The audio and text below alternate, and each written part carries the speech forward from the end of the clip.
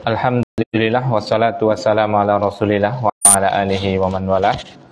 Rabbi shrah li sadri wa yassir li amri wahlul 'uqdatam min lisani yafqahu qawli. Rabbana urzuqna ilman nafi'a wa rizqan thayyiba wa amalan mutaqabbala. Kaum muslimin wal muslimat, bapak-bapak, ibu-ibu rahimani wa rahimakumullah. Alhamdulillah pada malam hari ini Allah Subhanahu wa taala masih memberikan taufik kepada kita untuk terus belajar, menuntut ilmu, karena hanya dengan ilmulah orang itu akan mendapatkan kebahagiaan dunia dan akhirat. Seperti itu.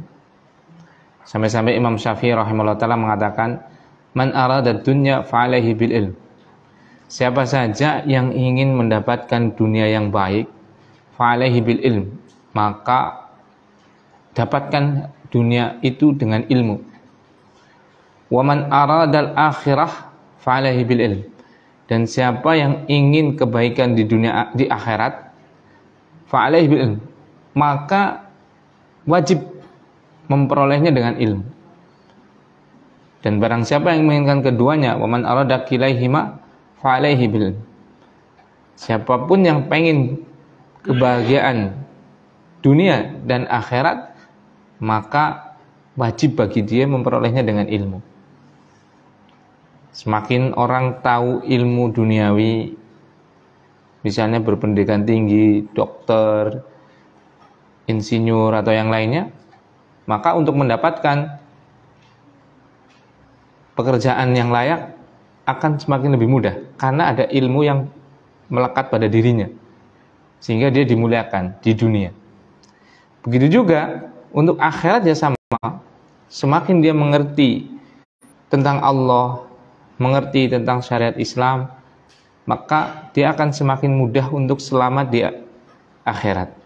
Nah, dan itu adanya dengan belajar.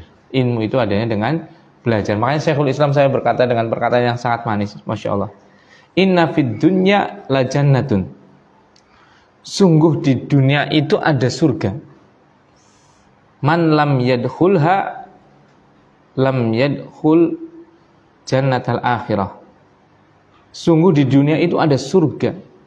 Barang siapa yang dia tidak masuk ke surga dunia itu, maka dia tidak akan pernah masuk ke dalam surga akhirat. Faqila wa man hiya ya Ahmad? Siapa itu? Apa itu? Surga apa itu yang di dunia?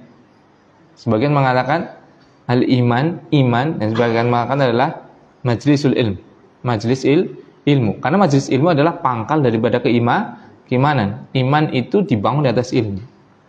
Seperti itu. Makanya barakallahu fikum, Masya Allah, Allah memberikan taufik pada kita untuk duduk bareng-bareng, membaca Al-Quran, membaca hadis Nabi SAW, petunjuk itu betul-betul akan apa? Mengantarkan kita pada kebahagiaan dunia, terlebih kelak di akhirat. Nah, jamaah rahimani wa rahimakumullah, salawat dan salam mari kita perbanyak kita haturkan kepada Nabi kita yang mulia Muhammad sallallahu alaihi wasallam, keluarganya, sahabatnya, dan seluruh umatnya yang senantiasa berpegang teguh dengan ajarannya dan mengamalkannya serta mendakwahkannya. Jamaah rahimani wa rahimakumullah, masih kita mempelajari tentang kitab Riyadhus Shalihin min kalami Sayyidil Mursalin yang ditulis oleh Imam Yahya ibn Syaraf An-Nawawi rahimahullah ta'ala, dan kita sudah sampai ke bab taubat atau masih dalam bab taubat, dan kita sedang membaca hadis yang cukup panjang, hadis yang diriwayatkan dari Abdullah ibn Ka'ab ibn Malik, kisah tentang Ka'ab ibn Malik radhiyallahu ta'ala anhu dan dua orang sahabatnya yang tidak ikut perang Tabuk tanpa uzur. Nah, kemarin sudah sampai kita membaca, yaitu Rasulullah SAW sudah sampai Tabuk dan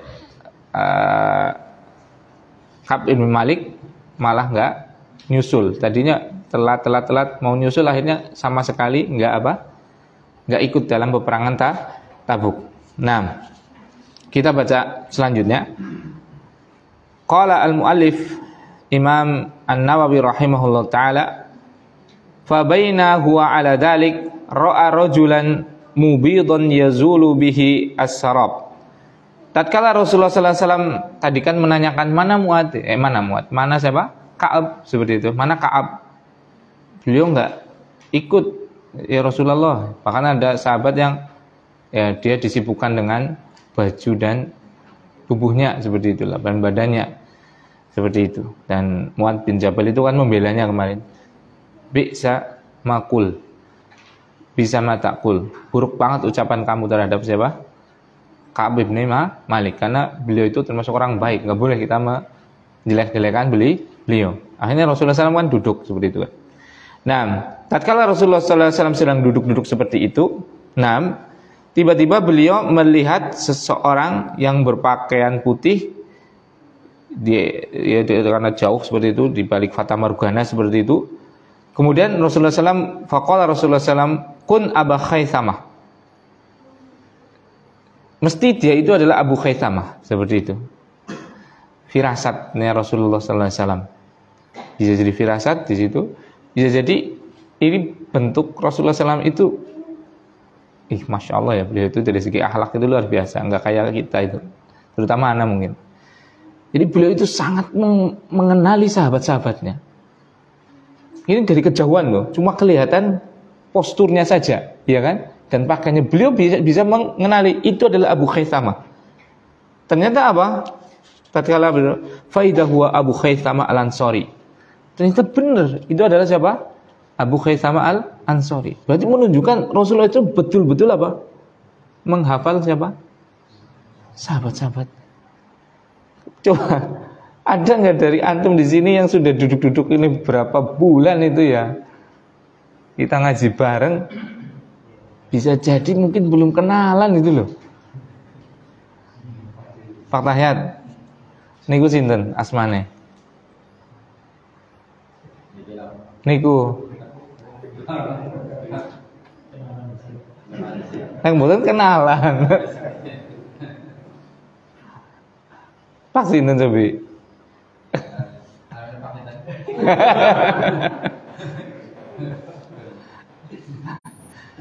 Mungkin kenalan gitu, seperti itu. Yang ngaji udah apa? Berbulan-bulan, mungkin ada yang 6 bulan, nggak pernah kenalan sama ustadznya, nggak pernah kenalan sama apa? Teman duduk di sampingnya. Ini Rasulullah SAW. Katanya mencintai Rasul, katanya mencontoh Rasul Sallallahu Alaihi Wasallam. Rasulullah ini dari kejauhan aja sudah paham itu siapa, coba. Masya Allah. Dan seperti itu Rasulullah SAW. Itu luar biasa akhlaknya. Nah, makanya kita contoh sebenarnya. Kita itu terlalu menang gitu ya. Ya memang man kana yu'minu billahi wal yaumil akhir falyaqul khairan aw liyasmut gitu kan. Dan siapa yang beriman kepada hari akhir, kepada Allah dan hari akhir, maka diem. Kalau enggak bicara yang benar. Akhirnya diem baik, ketemu tanggane diem baik. Ketemu kancane diem baik. Seperti itu. Bukan itu maksud hadis tersebut gitu kan. Nah, ini Masya Allah, Rasulullah SAW itu sangat paham dengan sahabat-sahabatnya, menghafal, tahu sekali. Dan ini udah mulai hilang di umatnya Rasulullah SAW. Seperti itu. Ini loh suri tauladan kita loh, dengan sahabat-sahabatnya itu begitu mengenalnya, seperti itu. Makanya tadi lihat bayangan dari kejauhan ada seorang laki-laki yang lewat, dia bisa mengetahui bahwasanya itu adalah Abu Khaythamah. Faidah huwa Abu Khaythamah al-Ansari. Itu adalah benar. Dia laki-laki yang sedang berjalan itu adalah Abu Khaythamah al-Ansari. Wa huwa alladhi tasaddaqa bis-sa'id tamri hina lamazahul munafiqun. Abu Khaythamah al-Ansari itu adalah orang yang pernah bersedekah dengan 1 sok tamar. Tatkala orang munafik itu mengejeknya. Jadi 1 sok tamar itu ya, 1 sok itu sama dengan ukuran zakat. Berarti berapa? Ya ada yang 2,5 kilogram, ada yang 3 kilogram itu kan. Seperti sekitar 2,5 atau 3 kilogram tamar. Tamar itu korma. Makanya ya Allah, dicek. Sodakoh kok seperti teman seperti itu. Tapi ya itu sahabat itu ya yang dicari adalah ridhonya Allah. Ya dia mampunya segitu ya segitu. Kalau kita kan yang dicari ridhonya menungsa. Apa sih? Orang kondangan gue kae. Orang lah, presi. Anaknya duit 20.000, kondangan 20.000 ora kepenak, ya. Ya karena kita yang dicari adalah apa? Pandangan makhluk. Ya diundang kondangannya duitnya 20.000 ya 20.000. Wong orang ngarep apa? Balen kok. Ya kan seperti itu. Mampunya banyak ya banyak, mampunya sedikit ya sedikit, disesuaikan dengan kemampuan. Karena kita melihatnya adalah apa? Yang kita harapkan adalah apa? Pahala dari Allah Subhanahu wa taala. Seperti ini nih. Ini persis terjadi nih. Abu Khaisama bersedekah 1 sok korma. Dejek nih orang-orang munafik. Mosok sedekah kamu kurma 2,5 kilo sih kok sedekah apa? Ya biarin aja. Karena memang tatkala dia bersedekah, itulah hartanya. Itulah dia ingin mengharapkan apa? Keridhaan di sisi Allah, seperti itu. Jadi kalau kita ada kesempatan bersedekah, kita mampunya segitu, ya segitu nggak ada masalah. Orang kepenak lah, semenek. Orang kepenak yang siapa? Iya kan? Kan nggak enak sama manusia, berarti, nah itu niat dia bersedekahnya karena siapa? Manusia. Ya semampunya semuanya semenu. Mampunya akeh ya, alhamdulillah, seperti itu. Nah, ternyata hal ini sudah terjadi di generasi awal, iya kan? Seperti itu. Nah, kemudian Ka'ab berkata, "Falamma balaghani anna Rasulullah sallallahu alaihi wasallam qad tawajjaha qafilan min Tabuk, hadarani bathi." Tatkala sampai kepadaku bahwasanya Rasulullah SAW itu sudah mau pulang dari Tabuk, seperti itu. Hadarani bathi, maka kesedihanku pun muncul lagi, seperti itu. Berarti betul-betul dia orang beriman nih Ka'ab. Karena apa? Tatkala dia salah seperti itu, dia selalu apa? Bersedih. Beliau kan bersalah karena tidak apa? Ikut perang Tabuk. Selalu dalam kesedihan, bukan di rumah terus kayak orang munafik biasa aja ke pasar, ke sini ke situ seperti itu kan. Orang munafik kan banyak juga yang enggak ikut, sekitar 80-an nanti. Seperti itu. Ini menunjukkan bahwasanya beliau memang betul-betul apa? Orang yang beriman. Buktinya dia sedih dengan ketidakikutsertaan beliau di dalam perang Tabuk tadi. Nah, walaupun salah beliau, iya. Seperti itu. Nah, kemudian fatafiktu atadzakkarul kadhiba, maka muncul di benakku untuk berdusta ke Rasulullah SAW. Maksudnya berdusta gimana? Alasan punya uzur, alasan punya sebab, alasan seperti itu. Nah, waqul bima akhruju min sakhatihi ghadan. Bagaimana ya biar besok itu aku nggak kena marah Rasul sallallahu alaihi wasallam, nggak dimurkai oleh Rasulullah sallallahu alaihi wasallam. Berarti di sini Rasulullah SAW yang sangat pelembut, sangat bijaksana, sangat pengasih. Marah tidak? Marah ini. Beliau itu marah. Tapi marahnya kenapa? Karena melanggar perintah. Bukan marah karena pribadi. Bukan marah karena hal yang berkaitan dengan dirinya sallallahu alaihi wasallam. Tapi karena marah kenapa? Karena perintah Allah dilanggar, tidak dilakukan. Seperti itu. Nah, makanya Ka'ab itu mulai sempat berpikir, udah kalau begitu saya dusta aja lah. Pura-pura ada alasan biar saya tidak dimarahi Rasul sallallahu alaihi wasallam. Wasta'inu ala dzalika bikulli dzira'in min ahli. Maka aku minta pendapat kepada keluarga-keluargaku yang pinter cari buat alasan, pinter berdebat seperti itu. Seperti itu.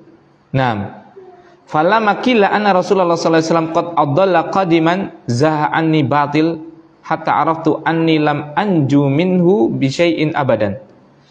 Tatkala Rasulullah sallallahu alaihi wasallam itu sudah mulai dekat ke Madinah seperti itu, zaha anni batil. Pikiran batilnya dia yaitu pikiran apa? Tadi mau apa? Berdusta, mencari pembenaran. Zaha, zala, yaitu apa? Hilang. Enggak jadi dia punya keinginan untuk apa? Berdusta, mencari-cari alasan untuk pembenaran. Enggak mau beliau. Nah, hatta araftu anni lam anju minhu bi syai'in abadan. Sampai aku tahu aku tidak akan pernah selamat dari beliau sama sekali. Seperti itu. Fajtama'tu sidqahu wa asbaha Rasulullah sallallahu qadiman. Maka aku betul-betul berniat untuk jujur kepada beliau. Masya Allah. Dan wa asbaha Rasulullah sallallahu qadiman. Dan Rasulullah SAW sudah datang. Sudah sampai ke Madinah. Wa kana idza qadima min safarin bada'a bil masjidi faraqa'a fihi raq'ataini tsumma jalasa linnas. Masyaallah. Ini sunnah yang kata Syekh Utsaimin enggak tahu, masih ada enggak orang melakukan sunnah ini. Rasulullah SAW kalau datang dari safar, kalau datang dari bepergian jauh seperti itu ya. Bada'a bil masjid, Mas Suhel, di rumah aja sana? Enggak apa-apa, di rumah enggak apa-apa. Sama Mufidah sana. Nah, wa kana idza qadima min safarin, dan kalau Rasulullah SAW itu datang dari safar, bada abil masjid, beliau itu tempat yang paling pertama dituju tempatnya siapa? Masjid, bukan siapapun. Masjid kan Baitullah, rumahnya Allah. Berarti ini menunjukkan yang betul-betul ada di dada Rasulullah SAW, kecintaan yang paling tinggi adalah cinta kepada siapa? Allah SWT. Safar, habis safar puluhan hari, berhari-hari beliau tidak ketemu keluarganya, tidak ketemu siapapun di kampung halamannya, tapi beliau serindu-rindunya dengan keluarga, anak istrinya seperti itu. Beliau apa? Mendahulukan apa? Baitullah, mendahulukan rumahnya Allah, yaitu masjid. Nah, faraqa'a fihi raqatain, kemudian sholat 2 rakaat. Nah, ini sunnah yang matrukah, yang sudah banyak tertinggalkan. Tatkala kita pulang dari safar, kebanyakannya ya tadi langsung apa? Ketemu anak istri, ketemu saudara, ketemu keluarga, seperti itu kan. Ini menunjukkan bahwa keimanan kita, kecintaan kita terhadap Allah Subhanahu wa taala tidak seperti keimanan Rasulullah SAW dan para sahabatnya. Buktinya itu, Rasul dan para sahabatnya secinta-cintanya dengan keluarga, sesayang-sayangnya dengan keluarga, tetap Allah itu tetap nomor 1. Buktinya apa? Sujud dulu kepada Allah Subhanahu wa taala. Coba. Aina nahnu minhum? Di mana kita dari mereka? Hanya anak itu kalau ngajar adab kayak gitu, akhlak itu aduh. Berat. Beratnya apa? Ya kita selalu sentil-sentil terus gitu loh. Karena kita sangat jauh daripada apa? Akhlak, adab dan ibadahnya para sahabat, para salafus soleh, seperti itu. Coba dari kita yang sudah pernah melakukan sunnah ini, mari kita lakukanlah. Kita tahu sunnah minimalnya sekali dalam kita hidup apa? Pernah melakukannya. Lakukan. Kita tahu ini ya, sudah tahu. Jadi sunnah kita apa? Sholat 2 rakaat tatkala apa? Pulang dari safar. Ya, kita sekali-kali lah seperti itu. Syukur tiap kali kita habis safar, yang dituju adalah masjid terlebih dahulu. Masya Allah. Makanya bagaimana nggak ahli surga itu kan? Sab'atun yudilluhumullahu fi dhilli yauma la dhilla illa dhilluh. Kata Rasulullah SAW, ada 7 golongan yang akan dinaungi kelak di akhirat, di mana tidak ada naungan kecuali naungannya Allah Subhanahu wa taala. Salah satunya adalah rajulun wa qalbuhu mu'allaqun bil masjid. Seseorang yang hatinya itu selalu terkait dengan masjid. Subhanallah. Sekarang masjid coba, azan yang datang imam sama muadzinnya aja. Bahkan bisa jadi ya imam, ya muadzin, ya imam, ya makmum. Subhanallah. Dan itu bukan satu dua loh. Bukan di mana, bukan, itu banyak sekali sekarang. Bahkan sampai kadang untuk sholat asar dan duhur itu ada masjid atau yang musola betul-betul apa? Kosong, nggak diadzanin tuh. Kemana kaum muslimin sekarang coba? Subhanallah. Itu. Bagaimana akan mendapatkan naungan Allah Subhanahu wa taala padahal hati kita jauh dari masjid. Padahal salah satu golongan yang mendapatkan naungan dari Allah Subhanahu wa taala adalah orang yang hatinya selalu teringat dengan masjid. Wayai sholat kapan ya? Wayai sholat kapan ya? Seperti itu. Nah, barakallahu fikum. Ini Rasulullah SAW menyontohkan kepada kita. Serindu-rindunya dengan keluarganya. Secapek-capeknya habis dari apa? Safar, perjalanan jauh. Beliau sujud dulu kepada Allah Subhanahu wa taala, salat 2 rakaat di masjid. Subhanallah. Allahumma rzuqna taufiq. Ya Allah, semoga Engkau berikan kami taufik untuk bisa melakukan hal itu. Indah sekali ya. Indah betul. Tapi apa? Karena kita belum biasa dipaksa. Jadi mau nggak mau memang kita harus apa? Memaksa diri kita. Nah, seperti itu. Kemudian kata beliau, falamma mana tadi? Rokatan. Summa jalasa linnas. Kemudian beliau duduk dengan para sahabat-sahabatnya. Ini berarti Rasulullah itu senang, lenggahan itu senang. Karena memang apa? Manusia itu makhluk sosial itu. Sekaya-kayanya dia, tetap dia akan butuh manusia. Minimal jiwanya butuh akan manusia. Makanya butuh kita apa? Serawung. Cuma serawungnya Kanjeng Nabi SAW itu tadi mengajarkan manusia untuk berbuat baik, menebarkan kebaikan dan yang lainnya seperti itu. Nah, alangkah bagusnya kalau seperti ini. Falamma fa'ala dzalika ja'ahul mukhallafun ya'tadiruna ilaihi wa yahlifuna lahu. Tatkala Rasulullah SAW sedang duduk-duduk bersama para sahabatnya tadi, tiba-tiba datang orang-orang yang mukhallafun, orang-orang yang tidak ikut apa? Perang Tabuk tadi. Nah, ya'tadiruna ilaihi, minta udzur, menerangkan udzurnya, padahal dusta. Ini adalah orang-orang munafik.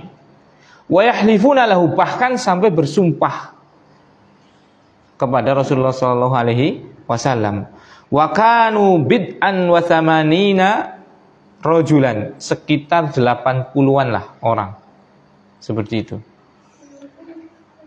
Fa qabila minhum alaniyatahum. Nah, ini apa? Rasulullah SAW tatkala ada orang minta udzur seperti itu, bersumpah dan yang lainnya, apakah Rasulullah SAW itu marah? Tidak. Tapi Rasulullah apa? Qabila alaniyatahum, menerima secara zahirnya. Mereka bilang punya udzur dan bersumpah, berarti sikap kita adalah menerima.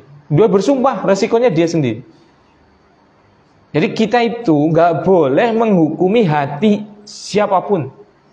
Jangankan kita, Rasulullah SAW aja yang sangat mungkin bisa tahu dari wahyu, beliau nggak pernah menghukumi hati orang. Kita hukumi orang secara dohir saja. Dohirnya sudah jujur, ya sudah, kita apa? Terima kejujurannya. Dohirnya sudah bersumpah tidak melakukannya, ya sudah kita terima. Adapun apa? Sarairuhu, rahasianya kita serahkan kepada Allah Subhanahu wa taala. Itu kaidah penting. Makanya Umar bikin kaidah yang bagus, nahkumu bil dhahir wallahu yatawalla anis sarair. Kami, kata Umar, karena beliau adalah khalifah, presiden, pemimpin waktu itu, menghukumi itu zahirnya saja. Kalau dia pencuri, ya kita hukumi sebagai pencuri. Beliau pezina, ya beliau kita hukumi sebagai pezina. Beliau orang sholat, ahli sholat, ya kita hukumi ahli sholat. Hatinya bagaimana? Ternyata yang ahli sholat ternyata dia adalah munafik, kan bisa juga. Orang munafik kan sholat. Atau yang pezina ternyata hatinya mengagungkan Allah, bisa tidak? Bisa, ada kemungkinan, walaupun kemungkinannya tipis.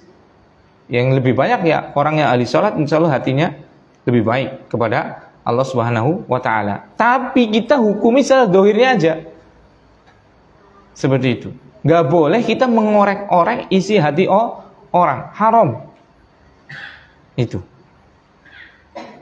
Nah, ini pelajaran yang sangat bagus. Wa baya'ahum wastaghfara lahum. Kemudian Rasulullah SAW membayat mereka, kemudian memintakan ampun untuk mereka. Wa wakala sarairuhum ilallahi ta'ala, dan menyerahkan rahasianya, yaitu apa? Apa yang disembunyikan oleh orang-orang tadi kepada Allah. Niatnya itu betul-betul dia jujur atau enggak, itu bukan urusan kita. Dia sudah mengatakan punya uzur dan dia sudah bersumpah, maka kita terima apa? Alasan dan sumpahnya. Kalau dia berdusta, resikonya sendiri. Seperti itu. Makanya ini kan Masya Allah loh, pelajaran yang sangat indah yang dicontohkan oleh Rasulullah SAW. Kita itu nggak usah berprasangka-prasangka terhadap hati orang. Karena akhirnya nanti ada zon-zon, prasangka-prasangka yang nanti dibumbui oleh setan. Iya kan? Ini kayak rinyong ya. Kayak neta, ora bener mesti. Nah, seperti itu. Itu nggak boleh seperti itu. Haram hukumnya. Iyakum wadzon wa innadzona akdabul hadis.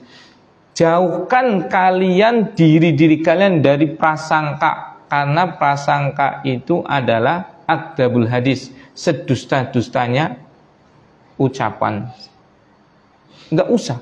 Dan hidup kalau dipenuhi dengan prasangka-prasangka, itu tidak akan pernah tenang. Ada orang baik kepada kita, ya sudah hukumnya aja sebagai orang baik. Enggak usah, mesti anak mesti anak karepe ngerti yang bene Bali, bene tanggal 6 gajian, mesti anak mesti penyelang duit ya, misalnya gitu. Wong ora tuh ngendong. Ngerti misalnya jenengan apa? Balik sekang perantauan. Nggak duit sekoper misalnya gitu ya. Orang tuh ngendong suwe-suwe banget orang tuh ngendong. Isi ngendong, gawane romo maning misalnya. Bawa ingkung tahu nggak ingkung? Ayam utuh gitu kan yang dimasak gitu ya. Nggak ingkung, nggak berkat seperti itu. Misalnya gimana ya, terus balikan Jepang gitu kan, 3 tahun kan teman-teman soalnya ditakel lah gitu ya. Seperti itu. Orang tuh ngendong belas, isi ngendong. Kan ya memang ada kemungkinan kan, ada kemungkinan apa? Arab nyelang duit. Tapi ya nggak boleh kita apa? Mesti guys, kena kita wis, kena banget ya. Ngerti nyong lagi Bali sekarang Jepang ngendong, kait gani nyong nganggur, orang tuh ngendong, mesti harus nyari duit kayak, mesti kayak, gunung hati. Boleh nggak seperti itu? Nggak boleh. Haram itu hukumnya itu. Ya sudah mereka apa? Datang baik kepada kita seperti itu, memberikan ini dan itu. Ya sudah kita apa? Ucapkan terima kasih, matur nuwun. Walaupun kok juga nun sewu kang lah. Ana duit apa ora jere Bali sekarang Jepang akeh duite. Ya urusannya antum, urusan jenengan arep nyelangi ya ngono, orang nyelangi ya ora apa-apa. Ya kan wong minjemin kan hukumnya boleh kan. Mau minjemin ya baik, mau enggak minjemin juga tidak mengapa, seperti itu. Urusan prasangka seperti itu. Asli hidup kita kalau membuang semua prasangka, hidup kita itu damai, tenang, karena kita nggak punya pikiran, ya kan? Kita nggak berprasangka buruk kepada orang aja, beban kita itu akeh banget ya, Bu. Tiap hari kita punya beban banyak kan? Anak bojo kudu di sekolah, kudu anaknya di sekolah, galdina anak sangune, kan seperti itu kan. Bojone kudu tuku beras, lengah, pamundak, ya kan. Kudu urung darit seperti itu. Ngomong sore mulang ini, Wis mumet gitu loh, iya kan? Apalagi kalau ditambah dengan apa? Pikiran-pikiran yang lain. Itu sangat tidak enak.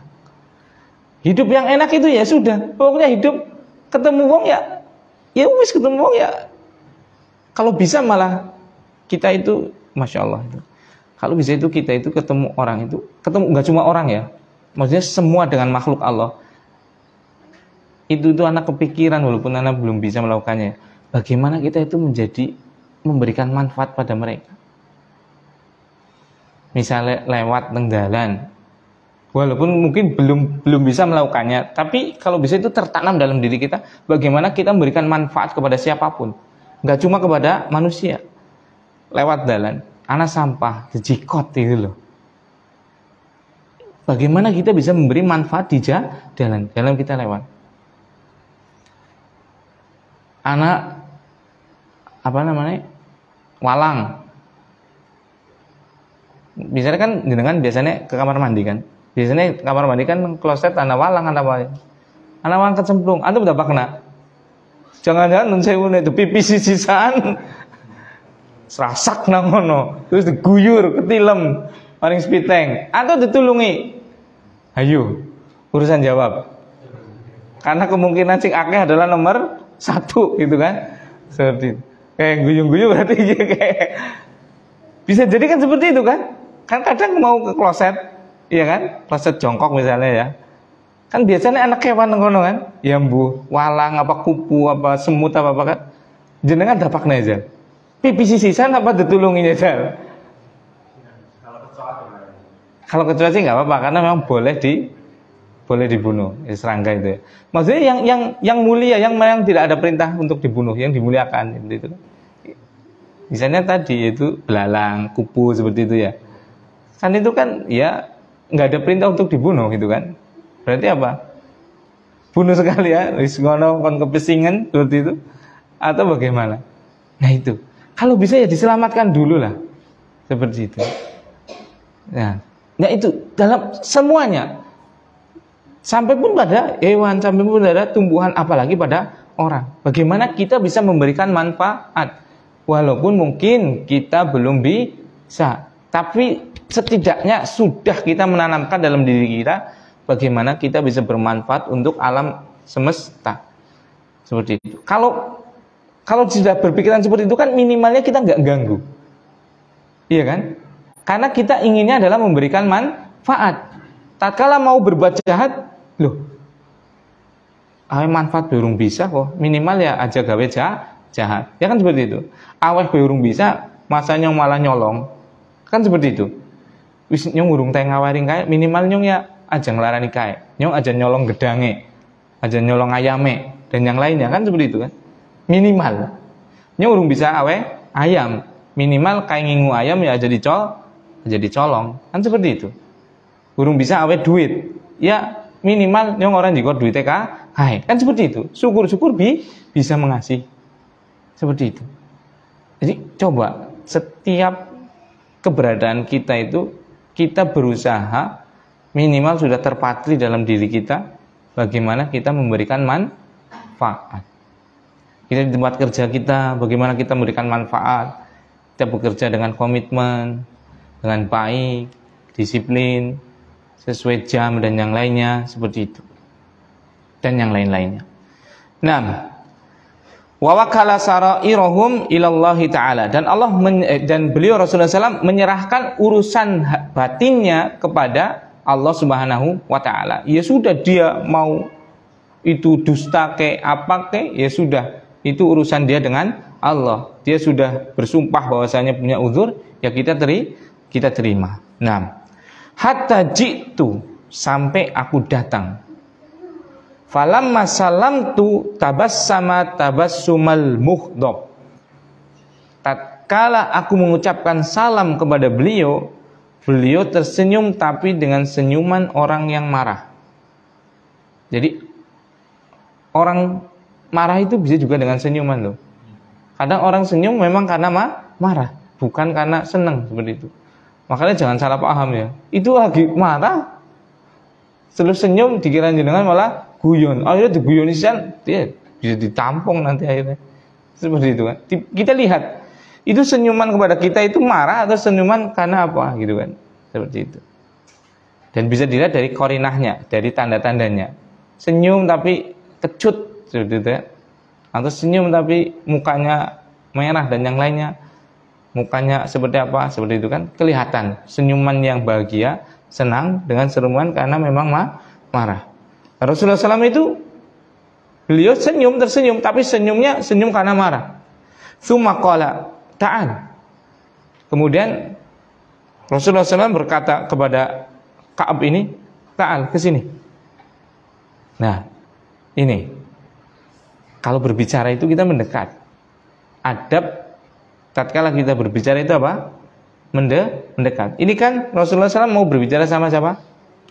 Ka'ab bin Malik, ya kan? Suruh mendekat agar nggak salah paham. Makanya jenengan harus ngaos. Ustaz dateng mriki ngaos teng mriku pojok gitu. Lah engko salah pendengaran gimana? Kan repot. Misalnya la ilaha illallah, tidak ada Tuhan yang benar kecuali Allah. Itu rukunnya harus ada dua, yaitu nafyu penolakan dan isbat penetapan. Menolak berarti kalau kita mau mengatakan la ilaha illallah harus menolak seluruh Tuhan dan harus menetapkan bahwasanya Tuhan yang benar itu hanya Allah. Nah, karena jagongnya adoh sing krungu sing pertama tok. Berarti wong angger mlebu Islam kudu mengucapkan la ilaha illallah. Artinya apa la menolak seluruh Tuhan. Parah tidak? Ya parah banget. Jadinya ateis, iya kan? Karena tidak bertuhan. Padahal ada rukun yang kedua, yaitu apa? Setelah menolak, menetapkan hanya untuk Allah Subhanahu wa taala semata. Nah, seperti itu. Makanya subhanallah ya. Laqad kana fi Rasulillah uswatun hasanah, betul itu. Sungguh pada diri Rasulullah SAW untuk kalian itu ada suri toladan yang baik gitu. Ini contohnya nih, mau berbicara aja suruh mendekat biar tidak salah paham, iya kan? Tsumma qala ta'al. Kemudian Rasulullah SAW bersabda, ke sini dulu. Sini. Kita mendekat, ngomong yang baik-baik. Subhanallah. Itu. Jadi semua ya ikhwan barakallahu fikum, kaum muslimin dan muslimat, pada diri Nabi kita Muhammad SAW itu ada suri toladan dalam segala masalah. Masalah ibadah ada, masalah tauhid ada, masalah jual beli ada, masalah keluarga ada, masalah dengan anak ada, masalah dengan tetangga, dengan masyarakat, dengan berbangsa, dengan apapun sudah ada. Tinggal kita bisa menguliknya tidak, mentadaburinya dan mengambilnya pelajaran atau tidak. Seperti itu. Semuanya sudah ada. Ini contoh dalam etika berdialog, iya kan? Kita bisa mengambil pelajaran kalau dialog, kalau diskusi, kalau berbicara itu apa? Saling mendekat biar tidak salah paham. Seperti itu. Nah, wajitu amshi hatta jalastu baina yadayhi. Kemudian aku datang kepada beliau berjalan sampai aku duduk di depan beliau. Nah, kan? Duduk. Biar nanti tatkala berbicara tidak salah pendengar. Nek kadun kan mbok salah rungon, ya kan? Salah rungon nanti jadinya apa? Salah paham. Ya sering kan kita kayak gitu. Karena salah rungon, akhirnya salah paham, akhirnya apa? Terjadi perselisihan. Itu. Ini Rasulullah SAW mengajarkan kepada kita, kalau kita berbicara, itu kita mendekat biar tidak ada salah paham. Masya Allah, luar biasa itu. Di dalam ajaran kita yaitu ajaran Islam. Nah, kemudian faqala li. Kemudian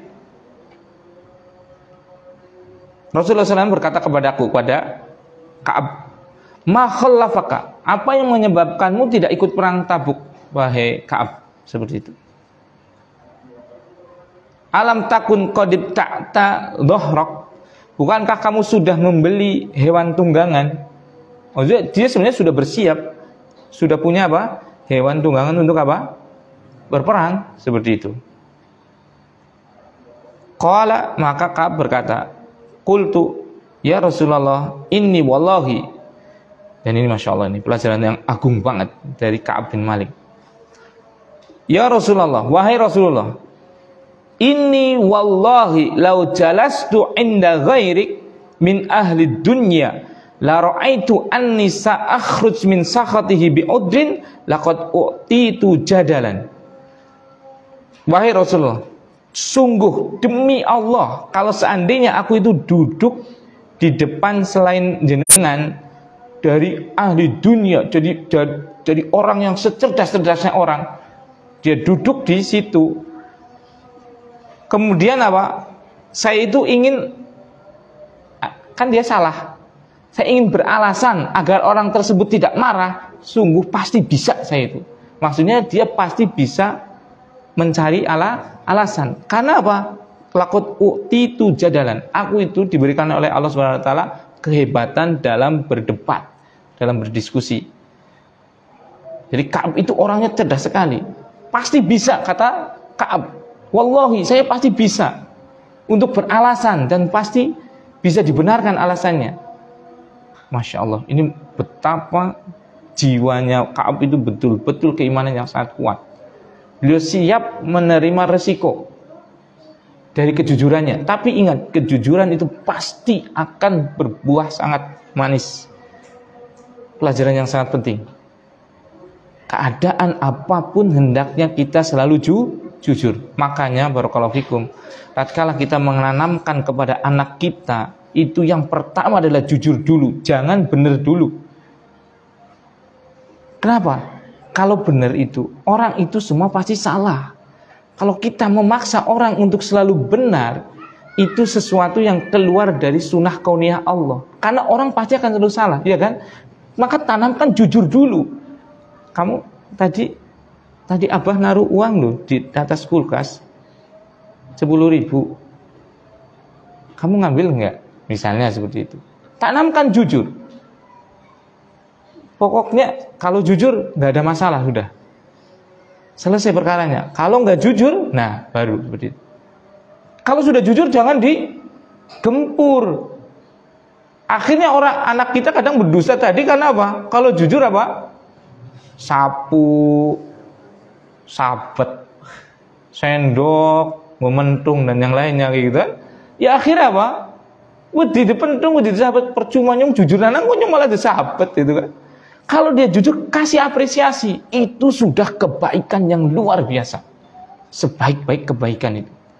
Di awal pertumbuhan anak. Itu apa? Kejujuran. Luar biasa. Tanamkan kepada siapapun, terutama anak kita, keturunan kita. Jujur dulu. Karena kalau jujur itu nanti kita bisa mencarikan solusi dari kesalahan yang dia perbuat. Ya tidak? Tapi kalau dia sudah berbohong, kan kita nggak tahu dia salah apa, karena dia berkhilah. Apalagi kalau sudah bersumpah, kita nggak boleh apa? Menitik-nitik, neges-neges gitu kan. Kecuali kita punya bukti gitu kan. Makanya kalau sudah jujur itu, kasih apresiasi. Habis itu baru kita bisa mencarikan solusi dari kesalahan dia, bisa menasihatinya. Itu. Kadang kita memaksakan anak kita untuk harus selalu benar, nggak boleh ini, nggak boleh itu. Pasti anak kita, jangankan anak kita sendiri pasti akan selalu salah. Yang susah adalah apa? Mengakui kesalahan. Itu yang mulai hilang di masyarakat bangsa Indonesia. Gentle mengakui kesalahan. Seperti itu. Ini sudah dicontohkan oleh sahabat-sahabat Rasulullah SAW untuk gentle, gagah, berani untuk jujur dengan segala resikonya. Seperti itu. Naam, walakinnani wallahi laqad alimtu, akan tetapi demi Allah aku itu tahu, la in haddatstukal yaum haditsa kadibin tardo bihi anni la yushikanallahu sayuskhituka alayya. Tapi aku yakin, tahu banget, kalau seandainya aku sekarang beralasan dengan alasan dusta tadi kepada engkau, dan engkau pasti akan begitu, karena engkau pasti akan membenarkan alasanku. tapi aku khawatir nanti Allah pasti tahu kan, Allah menanamkan rasa benci kepada Rasulullah SAW kepadaku karena saya telah berdusta. Rasulullah itu nggak ada benci kecuali pada kemaksiatan, nggak pernah benci kepada orang kecuali benci pada kemaksiatannya, seperti itu. Nah, masya Allah, berarti kan ini iman, seperti itu. Nah, wa in haddastuka hadisa sidkin tajidu alayya fihi inni la arju fihi uqballah. Dan kalau aku berbicara dengan jujur, ya aku tahu pasti ada konsekuensinya, tapi aku berharap ampunan dari Allah nanti dengan kejujuran itu loh. Itu. Jadi bisa jadi kita mendapatkan hidayah karena kita selalu berbuat jujur. Karena itu adalah jujur adalah amalan soleh. Kan amalan soleh balasannya adalah amalan soleh yang lainnya, iya kan? Seperti itu.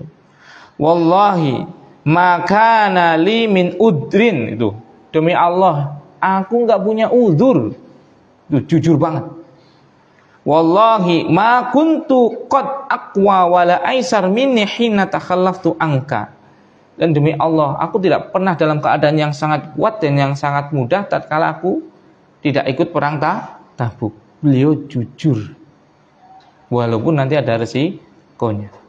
Nah, insyaallah nanti kita lanjutkan pada malam Kamis berikutnya. Kita tutup dengan bacaan kafaratul majlis. Subhanakallahumma wa bihamdika asyhadu alla ilaha illa anta astaghfiruka wa atubu ilaik. Assalamualaikum warahmatullahi wabarakatuh.